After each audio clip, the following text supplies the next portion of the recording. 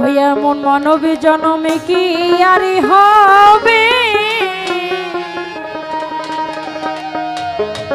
এই মনে যা করো তারাই কর।